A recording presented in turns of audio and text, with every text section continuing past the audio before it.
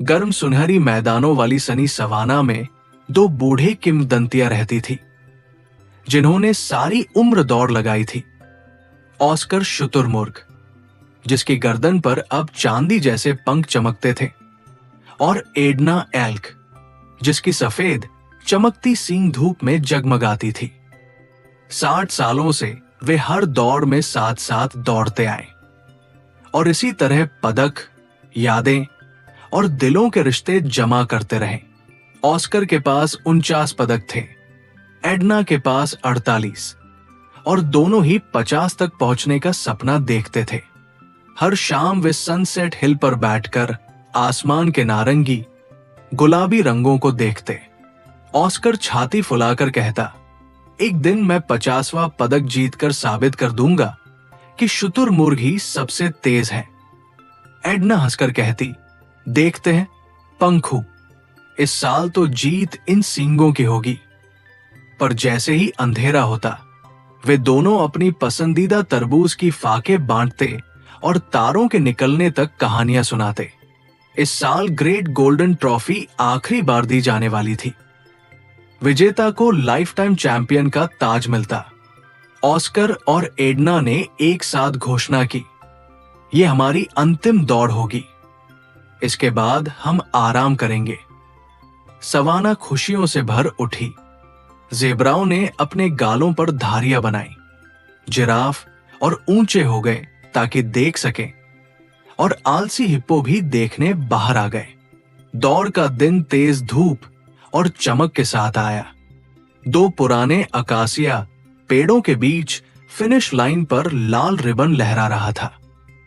बंदर ढोल बजा रहे थे, तोते सीटी बजा रहे थे।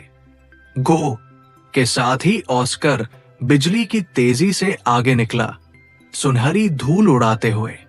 एडना ठीक उसके पीछे थी, उसकी सींग हवा को चीरती जा रही थी। भीड़ खुशी से गरज उठी। आधे रास्ते पर ऑस्कर एक पूरी गर्दन भर आगे था। उसके मन में खुशी की लहर दौड़ गई। यही है 50वां पदक। लेकिन तभी उसके पैर में तेज ऐंठन हुई और वो लड़खड़ा कर गिर पड़ा।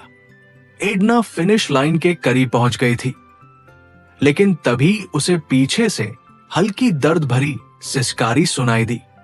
उसी पल एडना रुक गई। धूल उसके खुरों के चारों ओर उड़ गई। भीड़ हाफ उठी। तुम क्या कर रही हो? बंदरों ने चिल्लाया। तुम हार जाओगी। पर एडना ने कुछ नहीं सुना। वो ऑस्कर के पास जाकर झुक गई और बोली, चलो मेरे पुराने प्रतिद्वंद्वी, उठो। ऑस्कर की आंखें चमक उठीं। पर ट्रॉफी? एडना ने गर्म मुस्कान दी। हमने 60 साल दौड़ लगाई है ऑस्कर। मैं एक पदक हार सकती हूं, पर तुम्हें नहीं। धीरे धीरे ऑस्कर एडना के मजबूत कंधे पर टिक गया। दोनों, एक पंख वाला पैर, एक खुर वाला पैर, साथ साथ फिनिश लाइन की ओर बढ़े। पूरा सवाना शांत हो गया। हवा भी जैसे ठहर गई। जब वे साथ में रिबन पार कर गए तो पहले सन्नाटा रहा।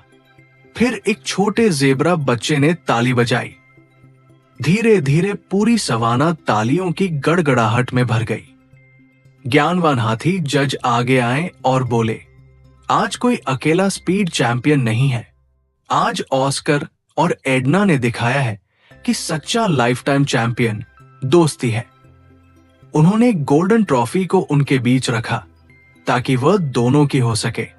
उस दिन के बाद ऑस्कर और एडना साथ ही रिटायर हो गए। उन्होंने एक ही बड़े बाओबाब पेड़ के नीचे अपने अपने आरामदायक घर बनाए।